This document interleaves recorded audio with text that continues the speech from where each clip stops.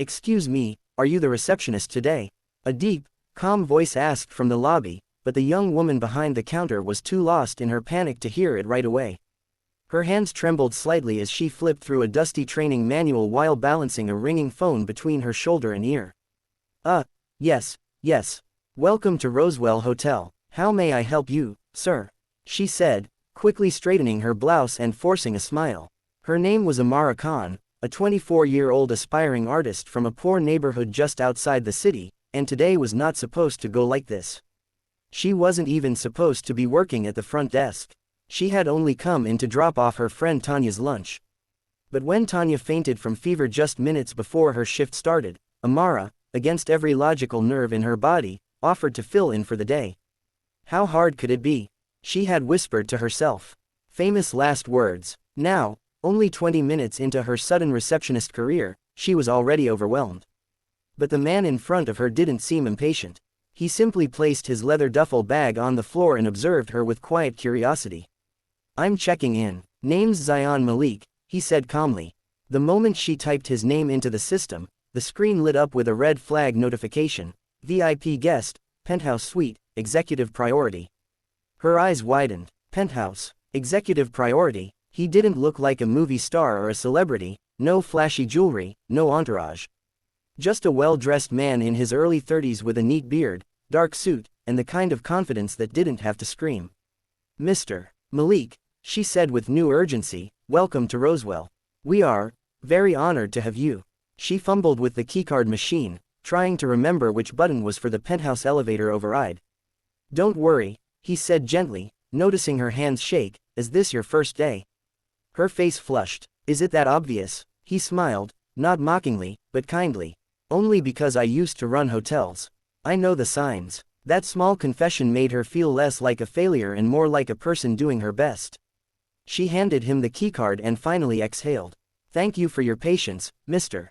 Malik." As he walked away, she didn't realize he had already taken notice, not just of her nervousness, but of her sincerity. The way she tried, that mattered more to him than perfect service. What Amara didn't know was that Zion Malik was not just any millionaire. He was a quiet investor known for saving struggling businesses, and he hadn't booked Rosewell by accident. He was looking to buy it. But what he wasn't expecting was to find something far more valuable than a real estate deal, a woman with resilience, heart, and a story he couldn't stop thinking about. The rest of her day was a blur. A guest yelled about the lack of towels.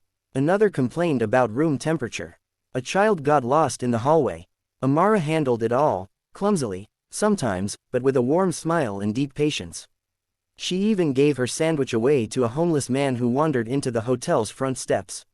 "You need it more than I do," she had said softly. Zion, returning from a meeting, witnessed this small act of kindness through the revolving door. And it stuck with him. Later that evening, Amara finally collapsed into the staff lounge, eyes burning with exhaustion. She picked up her sketchpad from her bag, the one thing she always carried, and began drawing. Not people, but feelings. The swirl of stress and hope, of tired limbs and quiet pride. It was how she processed the world. She didn't hear him approach. "That's beautiful," he said, peeking over her shoulder. She jumped, startled. "Oh, I didn't hear you, sir." "Zion," he corrected with a soft smile. "You're incredibly talented. Have you ever thought of pursuing art professionally?" She laughed, not cruelly, but as if the idea were too far away to touch. "That's a beautiful dream, but rent, food, and life don't wait for dreams to come true." He didn't reply, but his mind was already spinning. This girl, this stranger who had stepped in just for a day, had something rare. And he wasn't going to forget her.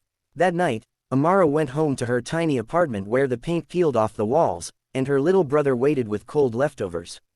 "How was it?" he asked, hopeful. "It was chaotic," she admitted, "but I didn't get fired, so that's a win." She didn't tell him about Zion.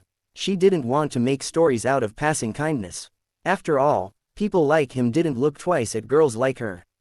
Or so she thought. The next morning, she was back, not because she had to, but because Tanya was still sick and the hotel manager, seeing how Amara handled everything, begged her to stay a few more days. Zion was still checked in, and he greeted her like an old friend. "Back at it, huh?" he said, sipping his coffee. "Guess they didn't scare you off." She shrugged. Maybe I like the chaos.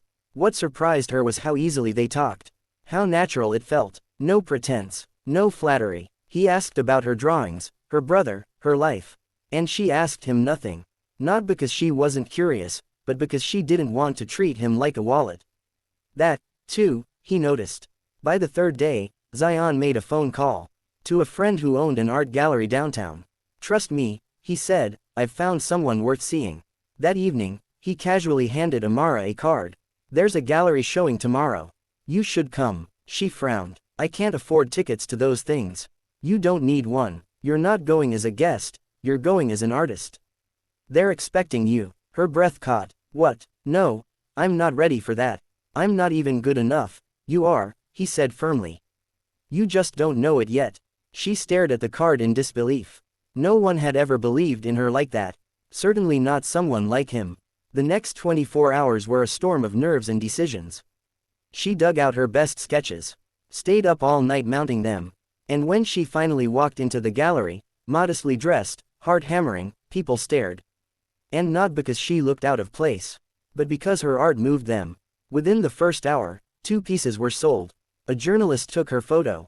A collector offered to sponsor more of her work. Amara stood frozen, feeling like the world had tilted.